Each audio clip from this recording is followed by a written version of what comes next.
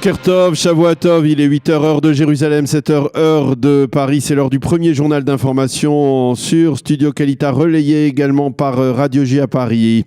La police israélienne enquête sur les circonstances exactes de l'incident grave qui a opposé hier Palestiniens d'un côté, forces de sécurité ainsi que des habitants juifs de la localité d'Adéad dans la région de Ramallah. Cela s'est passé hier près du village palestinien d'Al-Mara. Hier, un Palestinien a été tué, plusieurs autres blessés lors de ces échauffourées avec des habitants juifs. Selon les premiers éléments de l'enquête de la police israélienne, un affrontement entre un Israélien et plusieurs Palestiniens a précédé ces échauffourées. L'Israélien, qui est lui-même habitant d'Adéad, n'a pas été blessé, mais peu après, d'autres résidents de cette implantation sont arrivés sur place et ils ont ouvert le feu en direction des Palestiniens, blessant mortellement Hamdi Tameb Nahassan. Des forces israéliennes, des gardes-frontières et de Tsahal sont arrivés sur place, ont dispersé les Palestiniens à l'aide de gaz lacrymogène. Le porte-parole de la localité d'Adéad a affirmé que les forces de Tsahal et la police, elles aussi, avaient tiré en direction des Palestiniens et qu'il était impossible de déterminer clairement qui était responsable de la mort du Palestinien. L'oncle de la victime, donc palestinienne, a affirmé que les habitants juifs avaient tiré alors que les forces israéliennes étaient présentes. Selon lui, ils ont tiré massivement et cela ressemblait, selon ses dires, à un champ de bataille. Il a repoussé l'affirmation des habitants juifs selon laquelle l'un des habitants juifs avait été blessé ou poignardé auparavant donc par un groupe de Palestiniens qui lui avait tendu une embuscade avant de parvenir à s'enfuir. Comme nous l'avons dit, l'enquête dans cette affaire plutôt complexe et trouble est en cours.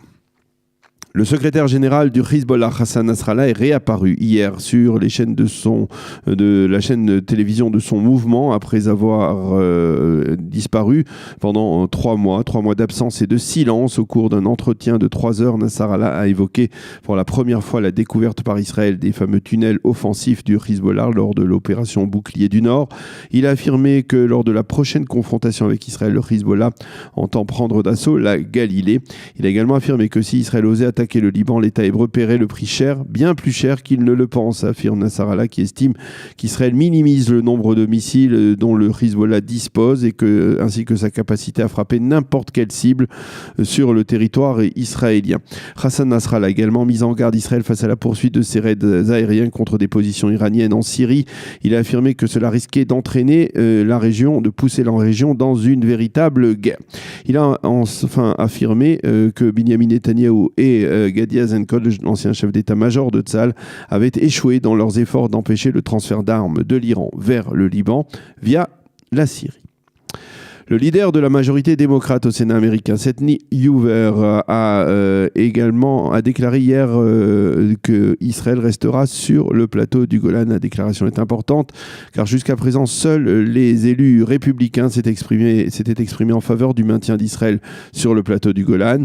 Côté israélien, on se félicite bien entendu de cette déclaration et l'on affirme qu'il s'agit là d'un premier résultat tangible des efforts diplomatiques investis par Israël au cours des dernières semaines en ce sens, en particulier après l'annonce par Donald Trump du retrait des forces américaines de Syrie.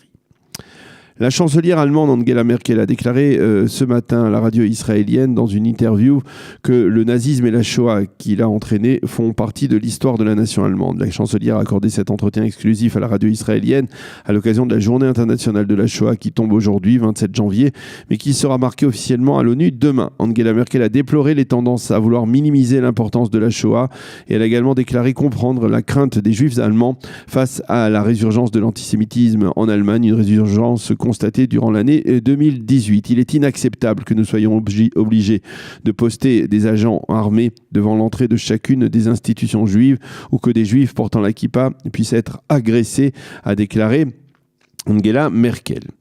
L'ONU marquera donc demain cet anniversaire par une série de manifestations. L'Assemblée générale consacrera une session spéciale à cette journée de la Shoah, au cours de laquelle le secrétaire général des Nations Unies, Antonio Guterres, et l'ambassadeur d'Israël à l'ONU, Danny Danon, prendront la parole. Il faut également souligner que l'ONU présentera une exposition rendant hommage à 36 diplomates de diverses nations qui ont obtenu le titre de Juste des Nations de la part du mémorial du Yad Vashem et qui ont sauvé au total quelques 200 000 juifs durant la Shoah. Et puis cette année, il faut souligner également l'initiative de l'ambassadeur d'Israël, Danny Danon.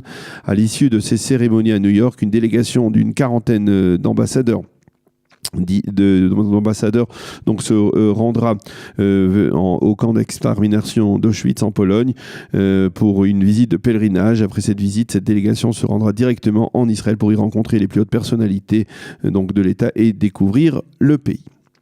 La météo, le temps sera partiellement nuageux avec à partir de ce soir le retour de l'hiver, on veut dire après un Shabbat particulièrement estival ou printanier si l'on veut. Les températures, 15 degrés aujourd'hui à Jérusalem, 19 à Tel Aviv et 23 degrés à Eilat. C'est la fin de ce premier journal d'information. Nous allons marquer une pause et on se retrouve dans quelques instants pour le programme de cette heure d'actualité.